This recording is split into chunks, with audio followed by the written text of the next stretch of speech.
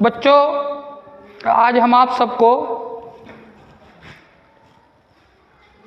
एकदम बिल्कुल शुरुआत से, जड़ से बताने जा रहे हैं। जैसे अंग्रेजी का पहला टॉपिक होता है टेंस।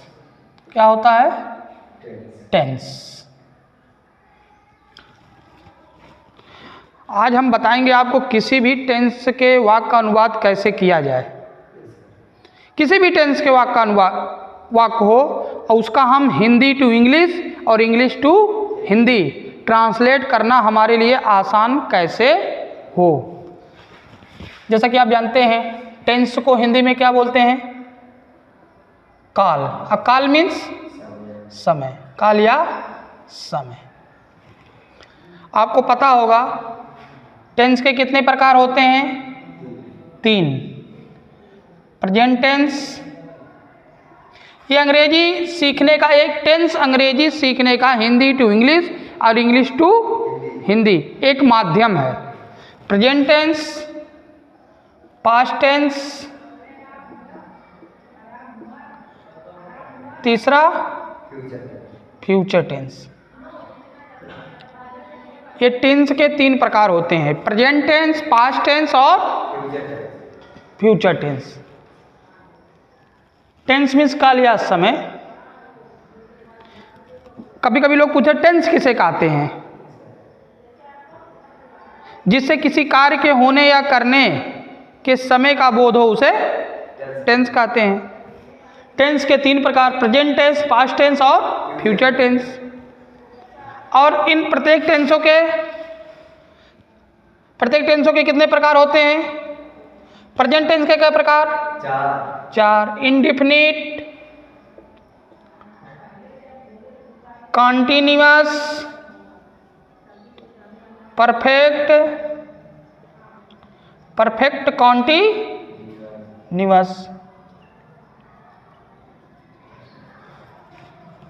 उसी तरह से पास्ट में past indefinite, past continuous, past perfect, past perfect continuous. ये हम आपको क्या बता रहे हैं? टेंसों के प्रकार। फ्यूचर टेंस का पहला टेंस क्या होता है? Future indefinite, future continuous, future perfect, future perfect continuous. ये टेंसों के 4 प्रकार। टेंस के मूल रूप से 3 प्रकार, present tense, past tense, future tense.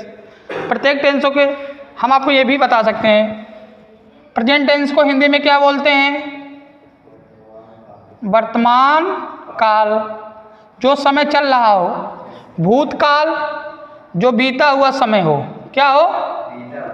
ये भूतकाल।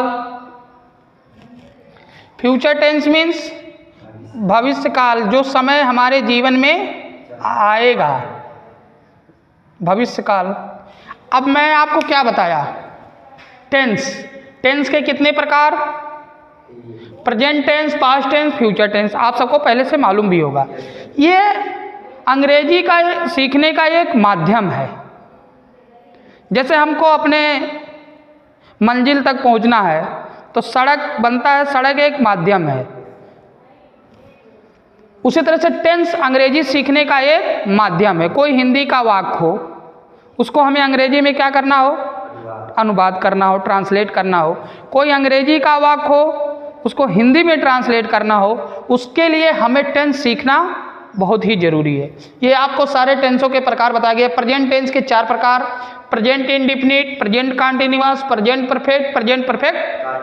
पास्ट टेंस का पहला tense past indefinite, past continuous, past perfect, past future indefinite, future continuous, future perfect, future perfect continuous. ये आपके सामने मैंने क्या बताया? टेंस कितने प्रकार के होते हैं, प्रत्येक टेंसों के कितने प्रकार भेद होते हैं, कितने कितने भेद होते हैं? 4। Indefinite, continuous, perfect, perfect continuous. ये आपके सामने लिखा है। बच्चों, मैं अब बताऊंगा किसी भी टेंस के वाक्य का अनुवाद हो, प्रेजेंट इंडेफिनिट का वाक्य हो, पास्ट इंडेफिनिट का वाक्य हो, फ्यूचर इंडेफिनिट का वाक्य हो, प्रेजेंट कंटीन्यूअस का वाक्य हो, पास्ट कंटीन्यूअस का वाक्य हो, फ्यूचर कंटीन्यूअस का वाक्य हो, प्रेजेंट परफेक्ट का वाक्य हो, पास्ट परफेक्ट का वाक्य हो, फ्यूचर परफेक्ट का वाक्य हो, इसका हम अनुवाद कैसे करें? Hindi to English, English to Hindi. जो बच्चे जिनको अंग्रेजी बिल्कुल कठिन लगता है, हम किसी हिंदी वाक्य को अंग्रेजी नहीं बना सकते हैं और किसी अंग्रेजी वाक्य को हिंदी नहीं बना सकते हैं और हिंदी वाक्य को अंग्रेजी नहीं ट्रांसलेट कर सकते हैं, उनको मैं बताऊंगा एक आसान सा तरीका। अगर आप चाहते हैं किसी भी टेंस का वाक्य का अनुवाद हो, वाक्य का अनुवाद हो और उसको आप ट्रांसलेट करना चाहते हैं, तो मैं कुछ चीज़ों को बता रहा हूं, आप उसको समझिए। मैंने आपको क्या बताया? ये टेंस के 3 प्रकार फिर सुन लीजिए, present tense, past tense, future tense. प्रत्येक टेंसों के क्या क्या प्रकार बताया? 4। Indefinite, continuous, perfect, perfect. Past tense का पहला प्रकार पास्ट इंडेफिनिट, दूसरा पास्ट कंटीन्यूअस, तीसरा पास्ट परफेक्ट, चौथा पहला फ्यूचर इंडेफिनिट, दूसरा future continuous, future perfect, future perfect. अब इनमें से कुल टेंस 12 प्रकार बने, इनमें से 12 में से किसी भी टेंस का वाक्य रहे उसका हम अनुवाद कैसे करें? चलिए अब मैं इसको मिटा करके खो करके फिर से आपको समझाता हूँ। इन सभी टेंसों के वाक्यों का अनुवाद करना हमारे आपके लिए आसान कैसे हो, आप जरा समझिए, ध्यान दीजिए आप सब फिर से। देखो बच्चों, किसी भी टेंस के वाक्य का अनुवाद करना आसान कैसे हो? प्रश्न ये है, किसी भी टेंस के वाक्य का अनुवाद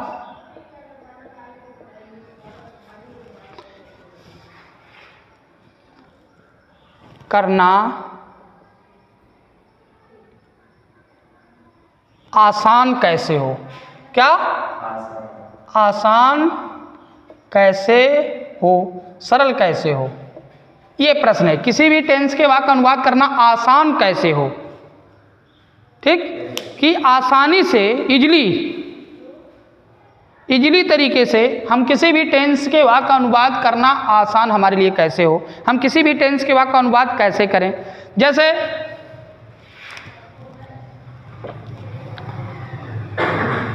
यही वाक्य है, वह हमें अंग्रेजी पढ़ाते हैं, वह हमें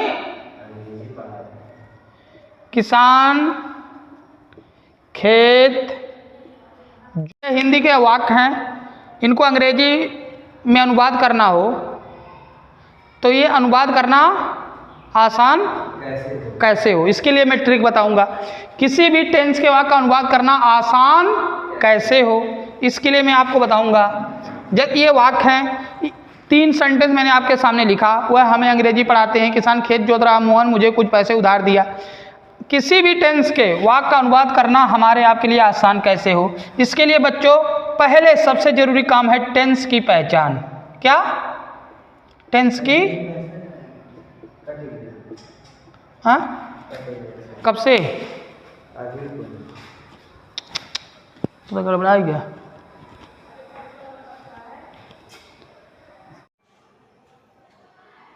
जैसे बच्चों अभी हम बता रहे थे, हिंदी के कोई वाक्य हो, जैसे वह हमें अंग्रेजी पढ़ाते हैं, किसान खेत जोत रहा है, मोहन मुझे कुछ पैसे उधार दिया, ये किसी टेंसों के वाक्य हैं। इन वाक्यों को हिंदी के वाक्य हैं, इनको अंग्रेजी में हमको क्या करना है? ट्रांसलेट करना है। इसके लिए पहला काम हमको क्या करना है? मैं आपको कुछ नियम बताऊं। किसी भी टेंस के वाक्य का अनुवाद करना आसान कैसे? पहला काम है, पहला काम टेंस की पहचान। पहला जरूरी काम क्या है? टेंस की पहचान। जब तक आप टेंस नहीं पहचानेंगे कि ये दिए गए वाक्य किस टेंस के हैं, आप इसका अनुवाद नहीं कर सकते हैं। इसलिए पहले आपको टेंस को आइडेंटिफाई करना होगा कि किस टेंस के वाक्य, टेंस पहचानिए। दूसरा, सेंटेंस का पहचान, क्योंकि अलग अलग सेंटेंसों का अलग अलग अनुवाद करने का नियम है। सेंटेंस का पहचान, जैसे अकॉर्डिंग टू टेंस, वैसे तो सेंटेंस के कितने प्रकार होते हैं? 5।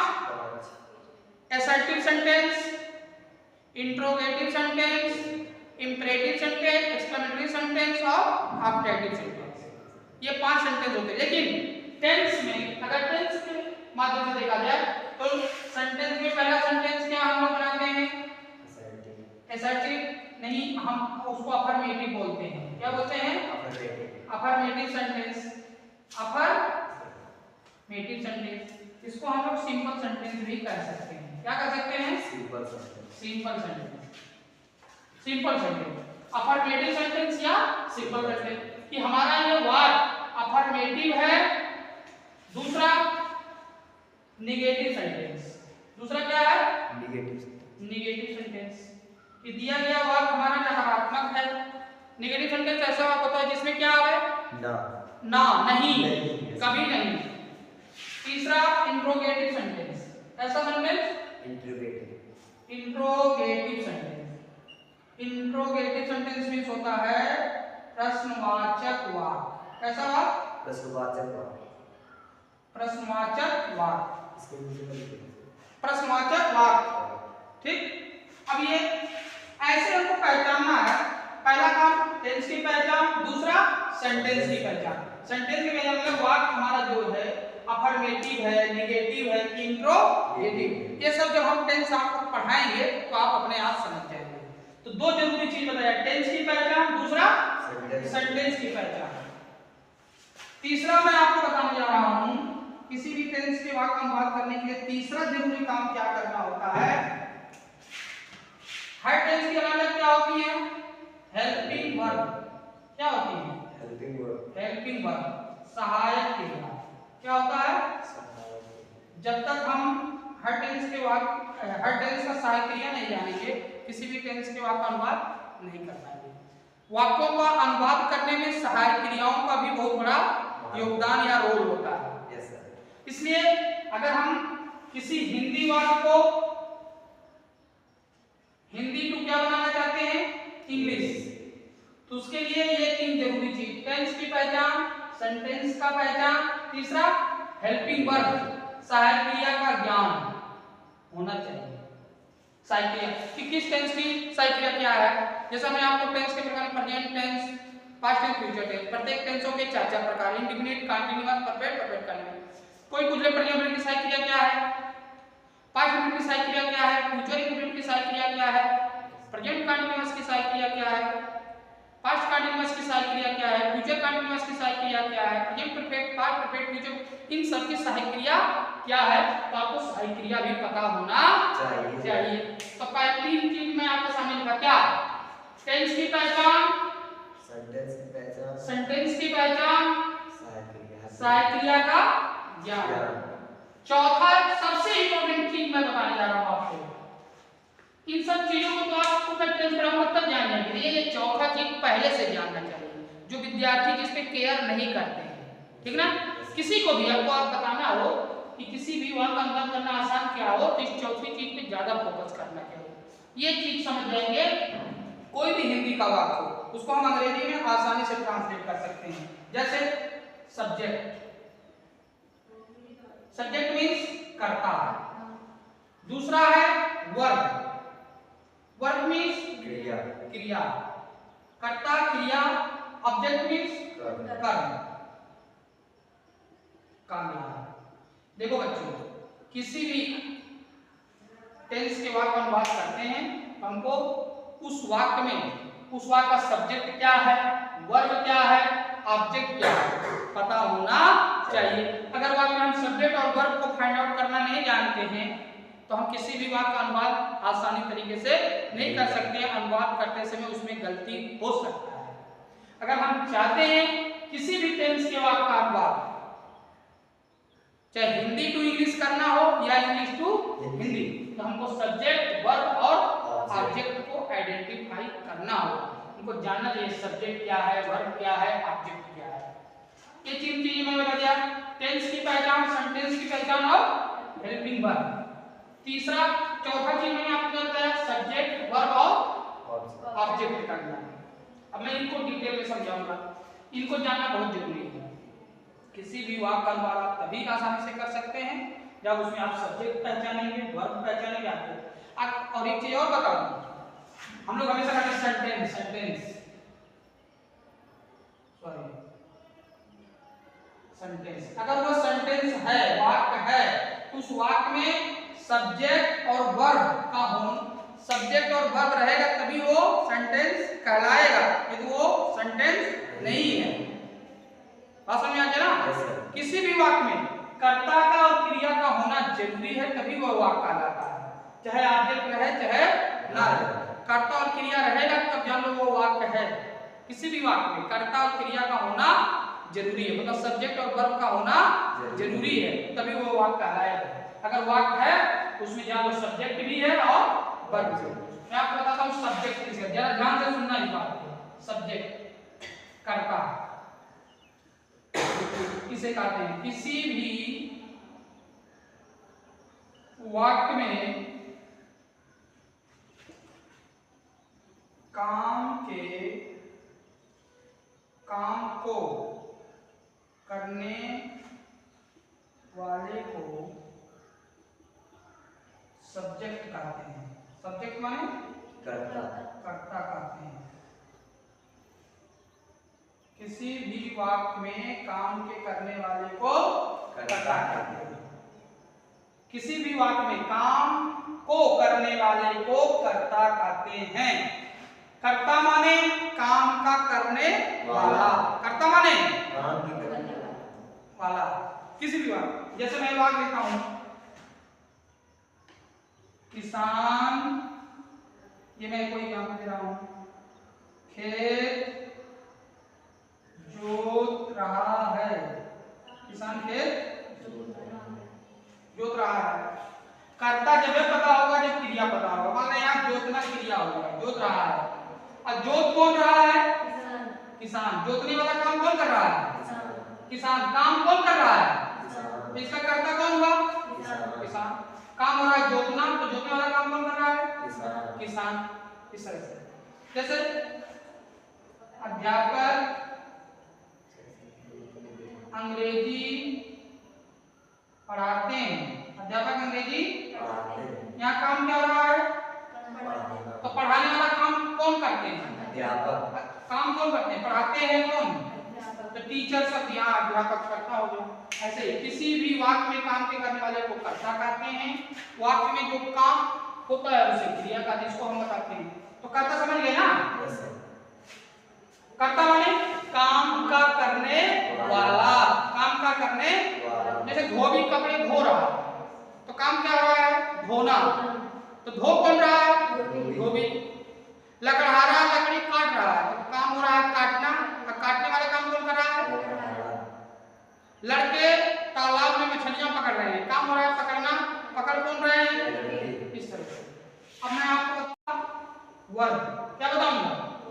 वर्ब क्रिया। आप सब्जेक्ट जान गए, वर्ब देखिए। वर्ब माने क्रिया, क्रिया माने काम, क्रिया माने काम। किसी भी वाक्य में,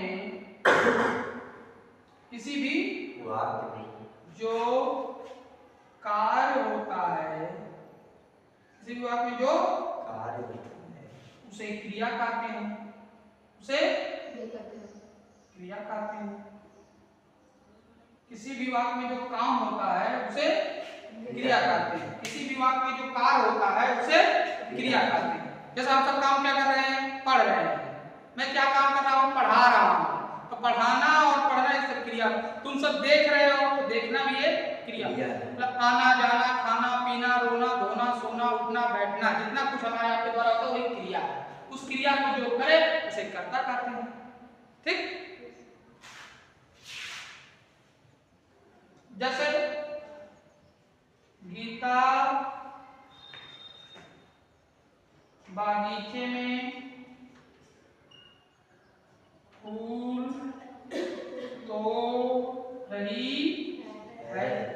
अब इस वाक्य में मैं कह दूं, चलो कर्ता ढूंढो और क्रिया ढूंढो। काम क्या हो रहा है? तोड़ना। काम क्या हो रहा है? तोड़ रही है। अब तोड़ कौन रही है? तोड़ना काम हो रहा है, अब तोड़े वाला काम कौन कर रही है? तो गीता इस वाक्य का क्या हो गया? तोड़ना क्या हो गया? क्रिया। क्रिया। ठीक, जैसे मोहन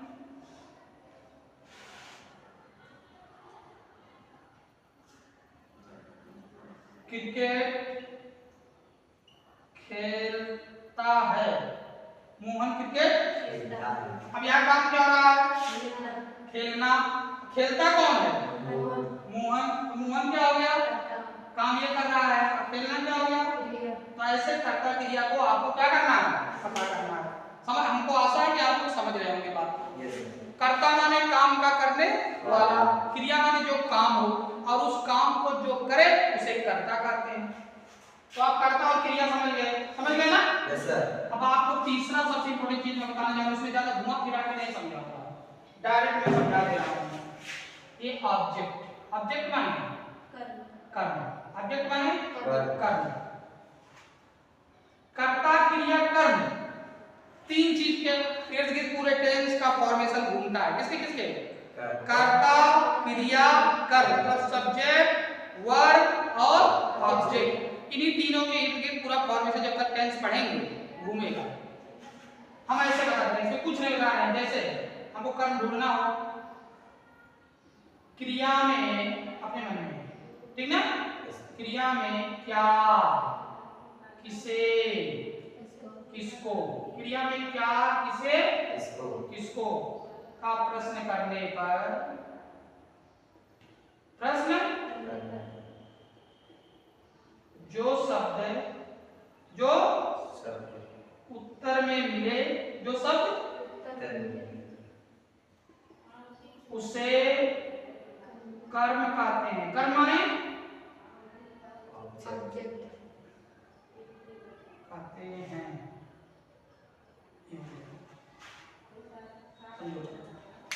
क्रिया में क्या, किसे, किसको का प्रश्न करने पर जो शब्द उत्तर में मिले उसे कर्म कहते हैं।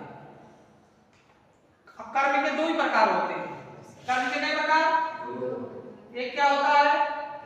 डायरेक्ट ऑब्जेक्ट और इनडायरेक्ट ऑब्जेक्ट। इसको भी समझ लीजिए। प्रत्यक्ष कर्म और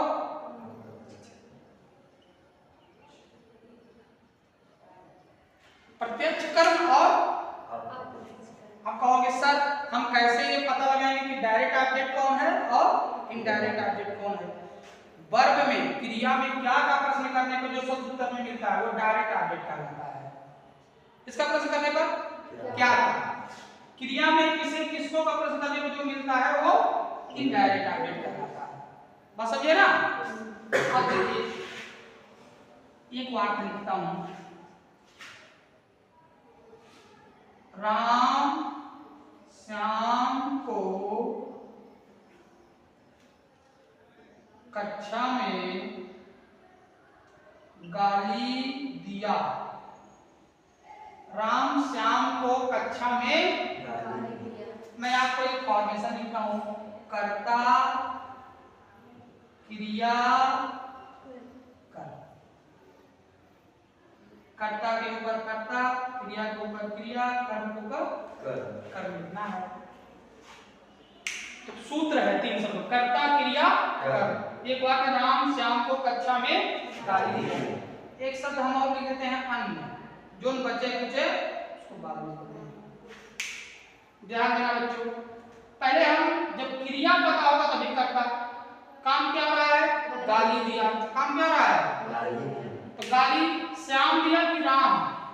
कौन? अच्छा एक चीज और बता दें, भाई जब आपको कंफ्यूजन हो, क्या हो कि राम करता हो कि श्याम, क्रिया में अपने मन में कौन का प्रयोग करो? कौन गाली दिया? राम। जो काम करे वही करता है। गाली देने वाला काम कौन किया? तो राम। इस वाक्य का क्या हो गया? काम क्या रहा? क्रिया गाली देना। अब्यूज, एक पार्टिसिपल का वाक्य काम यहाँ अब्यूज कर देते हैं। किसे गाली दिया? श्याम को। को की कोई अंग्रेजी नहीं। देखो किसे गाली दिया? श्याम को। तो श्याम इस वाक्य का क्या हो गया? ऑब्जेक्ट। अन्य में क्या बचा है? न कर्ता है न क्रिया, जिसको बोलते हैं, इसको कॉम्प्लीमेंट बोलते हैं। इन द क्लास, इसको कॉम्प्लीमेंट। कर्ता क्रिया कर्म के बाद जो बचे उसको अन्य बोलते हैं, उसको लिख देते हैं। जब आप कर्ता क्रिया कर्म इस तरह से ढूंढना जान जाएंगे, किसी भी वाक्य का अनुवाद करना आपके लिए आसान हो जाएगा। जैसे मैं बताऊं, मैं कुछ आपको समझाता हूं।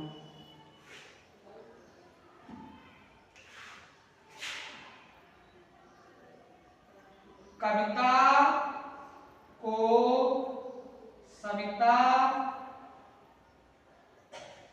अपने घर बुलाई, कविता को सविता अपने घर बुलाई या चलो बुलाई, कविता को सविता अपने घर बुलाई। अब इसका अनुवाद करना है। कर्ता क्रिया कर्म अन्य। इसका चलो कर्ता क्या है, जब क्रिया बुलाई, काम क्या रहा है बुलाई। अब कर्ता कविता हो कि सविता, ये कैसे पता चलेगा? कौन बुलाई? कौन बुलाई? सविता। मैंने फंसा करके लोग स्टूडेंट क्या समझते हैं, जो वाक्य का पहला अक्षर होता है वही करता है, स्टूडेंट यही तो समझता है, इसलिए मैंने ऑब्जेक्ट को पहले लिख दिया, कविता पहले लिख दिया। बुलाई कौन? सविता। न तो कंफ्यूज होने की जरूरत, बुलाने वाला काम सविता की काम क्या की? बुलाई। काल का दूसरा रूप काल, क्रिया लिख दिया। अब किसको बुलाई? कविता को। एक कविता कर्म हो गया। नहीं बहुत अक्सर लोग इसको ये समझ लगे यहाँ पे तो कविता करता है, यहाँ कविता करता नहीं है। कौन बुलाई? सविता। हाँ, अन्य में क्या है? अपने घर, एट और आशा करता हूं आप लोग इसी तरह से सब्जेक्ट वर्ब ऑब्जेक्ट को फाइंड आउट करके किसी भी टेंस के बाद अनुवाद करेंगे। मैं ये किसी भी टेंस का फॉर्मेशन लिख देता हूं, उसके बाद तो मैं आगे बढ़ता हूं। जैसे मैंने ये फॉर्मेशन लिखा हिंदी में, जो कर्ता एक फॉर्मेशन है, अकॉर्डिंग टू दिस फॉर्मेशन हमें किसी भी वाक्य का अनुवाद करना है। कर्ता इज प्लस क्रिया में आएगी, ये समझाने का एक तरीका बता रहा हूं, अभी मैं टेंस में नहीं है। कर्म धन बच्चों, ये फॉर्मेशन आपके सामने है और आप भूल जाइए किस टेंस का वाक्य, इसी आधार पर आपको एक वाक्य का अनुवाद करना है। वाक्य में लिख रहा हूं, अध्यापक कक्षा में विज्ञान पढ़ा रहे हैं, विज्ञान पढ़ा रहे हैं। जिन छात्रों को लगता था कि अंग्रेजी बहुत कठिन है, उनके लिए अंग्रेजी बिल्कुल आसान हो जाएगी, बस सब्जेक्ट वर्ब और ऑब्जेक्ट का समझिए। अध्यापक कक्षा में विज्ञान पढ़ा रहे हैं, इसका अनुवाद करना है। तो फॉर्मेशन के अनुसार अकॉर्डिंग टू फॉर्मेशन को पहले क्या लिखना है? कर्ता। कर्ता कैसे पता होगा? जब हमको क्या पता होगा? क्रिया। काम क्या हो रहा है? पढ़ा रहे हैं। पढ़ा कौन रहे हैं? पढ़ा वाला काम कौन कर रहे हैं? तो अध्यापक इस वक्त क्या हो गया? The teacher. कर्ता हो गया। अब सूत्र क्या बता रहा है? टीच। आप क्या लिखेंगे? क्रिया। पढ़ा रहे हैं तो पढ़ाना की अंग्रेजी टीच, और इसमें क्या लिखा है? क्रिया में क्या हो जाएगा? कितना समझ में आ रहा है? Yes sir. अब क्या ढूंढना है? कर्म। अब कक्षा में कर्म है कि विज्ञान, इसको फाइंड आउट करने के लिए हमें प्रश्न करना है, क्या पढ़ा रहे हैं? साइंस लिखने के चाहिए ना। अन्य में क्या बचा जो अंग्रेजी में लिखा गया है? In the.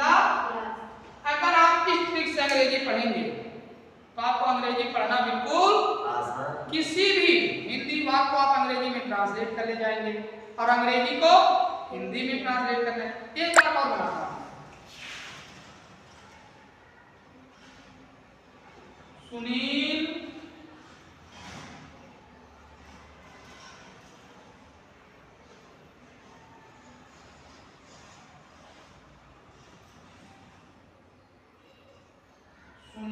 राजेश को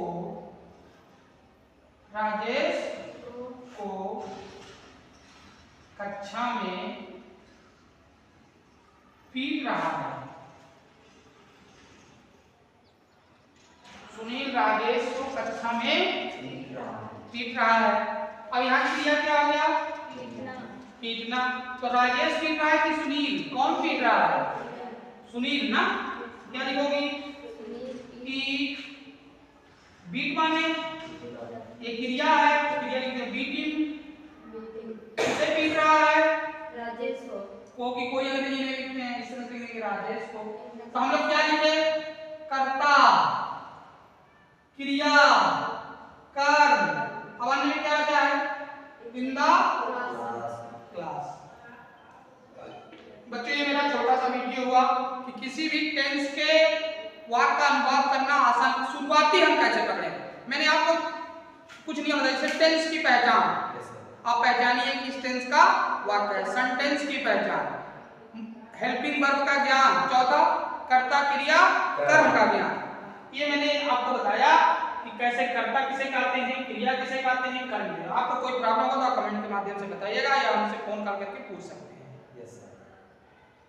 अब मैं आपको स्टेप बाय स्टेप हर टेंस पढ़ाऊंगा। प्रेजेंट इंडिफिनिट पढ़ाऊंगा, past indefinite, future indefinite, present continuous, past continuous, future continuous.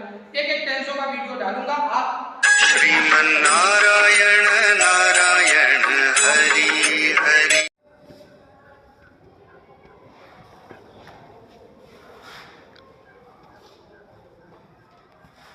अब टेंस के सेकंड पार्ट में हम आप लोग को बताने जा रहे हैं प्रेजेंट इंडेफिनिट टेंस। कौन सा टेंस पढ़ेंगे हम लोग? Present indefinite tense.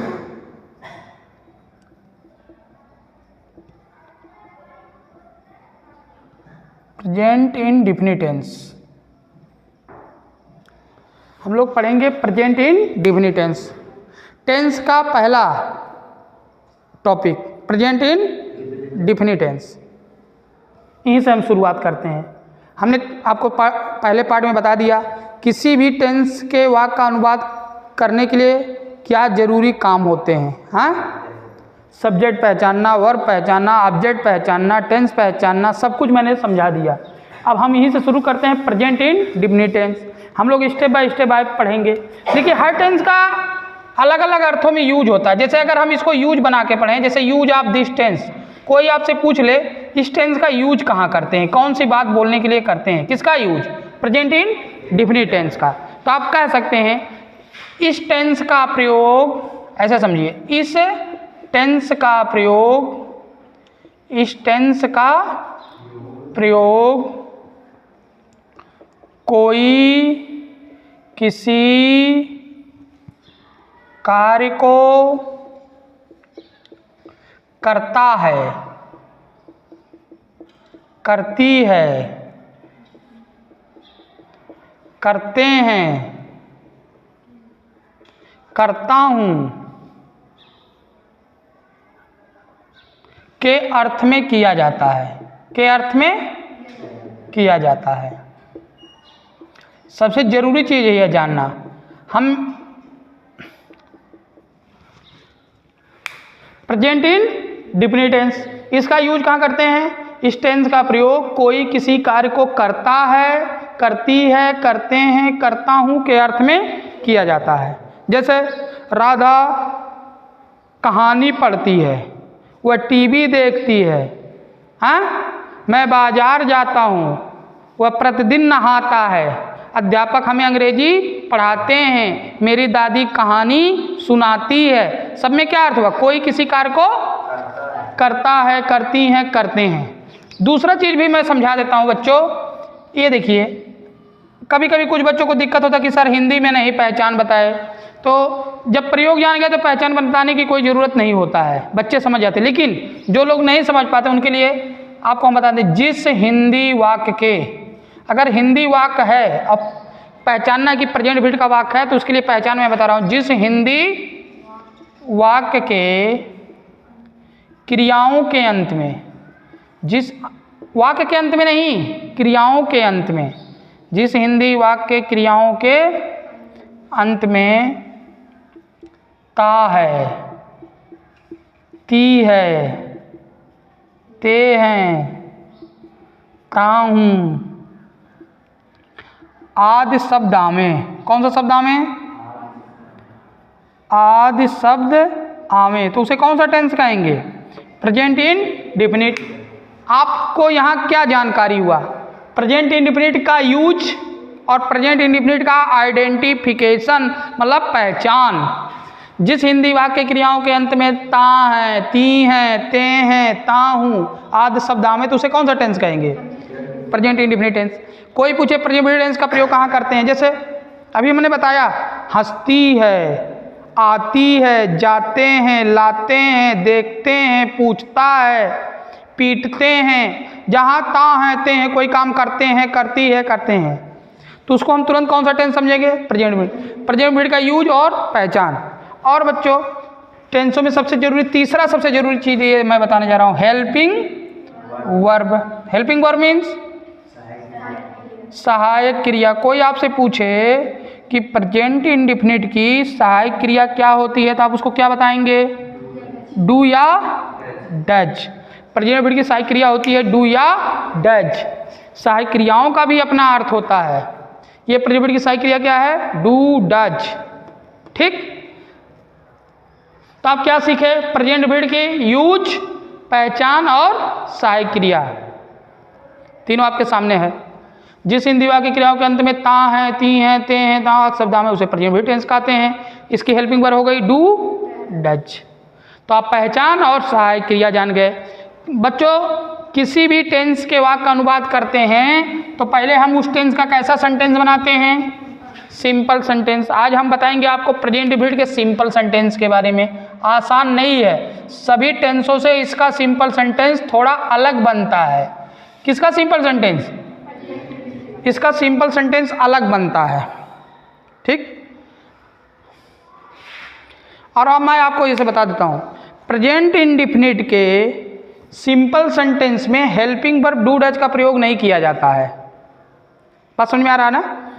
Present indefinite के सिंपल सेंटेंस में मतलब साधारण वाक्य में सहायक क्रिया डू डज का प्रयोग नहीं करते हैं। सहायक क्रिया डू डज का प्रयोग नहीं करते हैं। उसके स्थान पे क्या करते हैं? मैं दो नियम लिख रहा हूं। तो एक चीज हमेशा याद रखिए, प्रेजेंट इंडेफिनिट के सिंपल सेंटेंस में सहायक क्रिया डू डज का प्रयोग नहीं किया जाता। उसके लिए दो नियम है, दोनों नियम ध्यान से देखिएगा। रूल फर्स्ट, यदि वाक्य का सब्जेक्ट, सब्जेक्ट समझ रहे हो? कर्ता। यदि वाक्य का सब्जेक्ट ही, सी, इट तथा कोई सिंगुलर नाउन, सिंगुलर नाउन, हम क्वेश्चन में आपको बता रहे हैं, अर्थात कोई नाम, अर्थात कोई नाम हो। क्या समझे? यदि वाक्य का सब्जेक्ट ही, सी, रुक गया था। राधा टीवी देखती है, राधा वॉचेज टीवी। मोहन हंसता है, मोहन लाफ्स। यह जुटा। अभी मैं कोई वाक्य दूं, जैसे यहां हो गया, ऐसा कोई वर्ब आवे, वह कपड़े धोती है। वह कपड़े कौन धोती है? सी वॉशेज क्लॉथेज। ठीक, तो किस वर्ब में यह जोड़ेंगे? यदि किसी वर्ब का अंतिम अक्षर C H H S S H O S Z रहेगा तो उसमें क्या जोड़ेंगे? यस। नहीं तो यस। ऐसे जहां मन करे यस या यस नहीं जोड़ते, उसका नियम है जो मैंने अभी आपको समझा दिया। अभी देखो कुछ ऐसे क्रिया हो जाए, ये इसको समझिए। गैस क्या हो जाएगा? गैसेज। पास, पासेज, इस तरह से होता है। ठीक ना? दूसरा नियम इसका समझा देता हूं, यस या यस जोड़ने का।